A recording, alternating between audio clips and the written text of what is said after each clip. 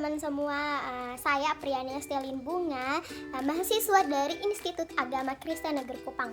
Nah, pada video kali ini saya akan menjelaskan tentang teori perkembangan kognitif pada anak. Oleh karena itu saya mengajak teman-teman semua untuk menonton video saya kali ini. Dan jangan lupa like, comment, and subscribe. Selamat menonton, Tuhan Yesus memberkati. Teori perkembangan kognitif dari Jean Piaget. Teori perkembangan kognitif versi Piaget merupakan teori konstruktif kognitif yang menjelaskan bahwa anak akan terus berinteraksi dengan lingkungan sekitarnya. Hasil dari interaksi anak tersebut akan menghasilkan suatu hal dengan skema atau skemata. Skemata atau skema berarti jenis-jenis pengetahuan yang memiliki fungsi untuk membantu seorang individu melakukan interpretasi serta memahami lingkungan sekitarnya. Sifat utama dari skema ialah bahwa skema akan terus termodifikasi, bergerak, dinamis, berkelanjutan, atau tidak dapat berhenti di satu titik saja. Agar skema mampu terus bergerak sesuai dengan sifat yang dimiliki, maka skema pun dibantu dengan dua proses penting bernama asimilasi serta akomodasi. Asimilasi ialah aktivitas untuk mendapatkan sebuah informasi baru agar nantinya informasi tersebut dimasukkan ke dalam skema yang sudah ada. Sedangkan akomodasi ialah proses yang terjadi ketika pengetahuan baru masuk ke dalam skema, lalu skema tersebut diubah menjadi skema dalam bentuk yang baru. Dalam teori perkembangan kognitif anak versi Piaget, anak usia dini akan terpengaruh oleh aktivitas yang berkelanjutan dengan skema asimilasi serta akomodasi secara terus-menerus, hingga akhirnya terbentuklah keseimbangan yang baru berkali-kali. Teori perkembangan kognitif Piaget menjelaskan bahwa kemampuan dari kognitif anak akan berkembang secara bertahap pada rentang waktu yang berbeda-beda, termasuk perkembangan dalam ilmu pengetahuan. Apabila seorang anak dipaksa untuk memiliki kemampuan yang tidak tepat dan tidak sesuai dengan waktu perkembangannya, maka akan menyebabkan gangguan pada periode emas anak. Tahapan perkembangan kognitif anak dalam teori Piaget. Melansir dari laman Ikatan Dokter Anak Indonesia, menurut Piaget, awal masa remaja terjadi transformasi kognitif yang besar menuju cara berpikir yang lebih abstrak, konseptual, dan berorientasi ke masa depan. Remaja mulai menunjukkan minat dan kemampuan di bidang tulisan, seni, musik, olahraga, dan keagamaan. Teori perkembangan kognitif Jean Piaget menunjukkan bahwa kecerdasan berubah seiring dengan pertumbuhan anak. Perkembangan kognitif seorang anak bukan hanya tentang memperoleh pengetahuan, namun anak juga harus mengembangkan secara fundamental. Lantas, seperti apa sih tahapan teori Piaget dan perkembangan kognitif anak? 1. Tahap sensori motor. Untuk anak usia 18 sampai 24 bulan. Tahap sensori motor adalah yang pertama dari 4 tahap dalam teori Piaget mengenai perkembangan kognitif anak. Selama periode ini, bayi mengembangkan pemahaman tentang dunia melalui koordinasi pengalaman sensorik, yaitu melihat dan mendengar, dan tindakan motorik yaitu menggapai dan menyentuh. Perkembangan utama selama tahap sensori motor adalah pemahaman bahwa ada objek dan peristiwa yang terjadi di dunia secara alami dari tindakannya sendiri. Misalnya, jika ibu meletakkan sebuah mainan di bawah selimut, dan anak tahu bahwa mainan yang biasanya ada atau dilihatnya kini tidak terlihat lagi atau hilang, dan anak secara aktif untuk mencarinya. Pada awal tahapan ini, anak berperilaku seolah mainan itu hilang begitu saja. Yang kedua, tahap pra-operasional untuk anak usia 2-7 tahun. Tahap ini dimulai sekitar 2 tahun dan berlangsung hingga kira-kira 7 tahun.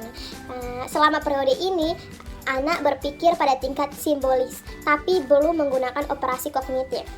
Artinya, anak tidak bisa menggunakan logika atau mengubah, menggabungkan, atau memisahkan ide atau pikiran. Perkembangan anak terdiri dari membangun pengalaman tentang dunia melalui adaptasi dan bekerja menuju tahap ketika ia bisa menggunakan pemikiran yang logis. Selama akhir tahap ini, anak secara mental bisa merepresentasikan peristiwa dari objek, dan ia bisa terlibat dalam permainan simbolik. Yang ketiga, tahap operasional konkret. Anak usia 7-11 tahun. Perkembangan kognitif anak di tahap ini berlangsung sekitar 7 hingga 11 tahun dan ditandai dengan perkembangan pemikiran yang terorganisir dan rasional. Piaget menganggap bahwa tahap konkret sebagai titik balik utama dalam perkembangan kognitif anak karena menandai awal pemikiran anak. Pada tahapan ini, si kecil cukup dewasa untuk menggunakan pemikiran atau pemikiran logis, tapi hanya bisa menerapkan logika pada objek fisik. Anak mulai menunjukkan kemampuan konservasi, yaitu jumlah, luas, volume, orientasi. Meskipun anak bisa memecahkan masalah dengan cara logis, mereka belum bisa berpikir secara abstrak dan hipotesis. Keempat, tahap operasional formal. Usia 12 tahun ke atas.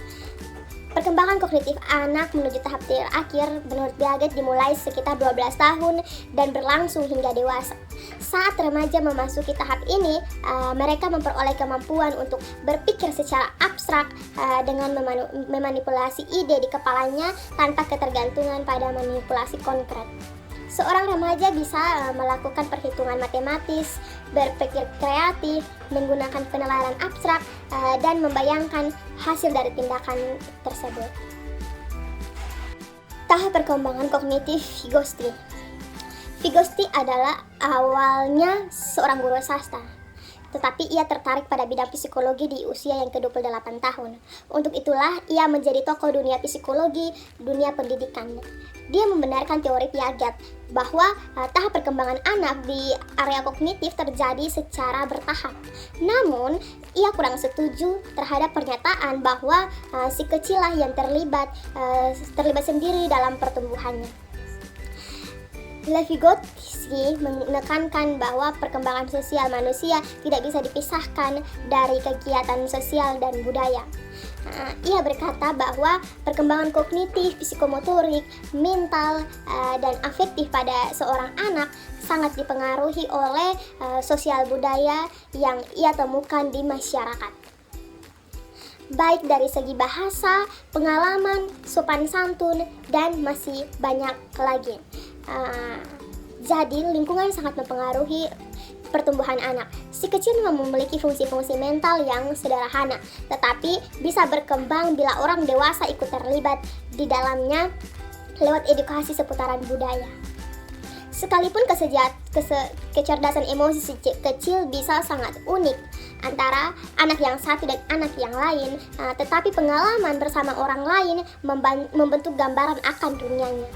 Teori-teori Vygotsky terbentuk dari 3 konsep utama, yaitu 1. Intelektual berkembang seiring si kecil menghadapi ide-ide atau pengalaman-pengalaman baru. 2. Intelektual juga berkembang lewat interaksi dengan orang lain. Yang ketiga, guru adalah mediator dalam pembelajaran si kecil. Penekanan teorinya adalah untuk menekankan pentingnya pengetahuan awal dalam suatu proses pembelajaran. Dia juga ingin guru membantu murid dalam memahami pengetahuan dan perbedaan pengetahuan lewat pemahaman cara kerja otak. Lewat konsep dan penekanannya, itulah kita bisa membaca bahwa teori belajar Vygotsky dibagi menjadi 3, yaitu 1. Hukum genetik, yaitu ketika kemampuan seseorang akan bertumbuh lewat 2 latar belakang, seperti lingkungan sosial dan psikologis. Yang kedua, zona perkembangan proksimal juga dibedakan menjadi 2 tingkat, yaitu pertama, perkembangan aktual yang terlihat dari kemampuannya dalam menyelesaikan tugas atau memecahkan masalahnya sendiri. Kedua, perkembangan potensial terlihat dari kemampuan si kecil dalam menyelesaikan tugas atau memecahkan masalahnya sendiri dengan bantuan orang lain. Yang ketiga, Mediasi yang terbagi dalam mediasi kognitif dan metakognitif. Mediasi kognitif ialah penggunaan alat kognitif untuk memecahkan masalah yang berkaitan dengan pengetahuan.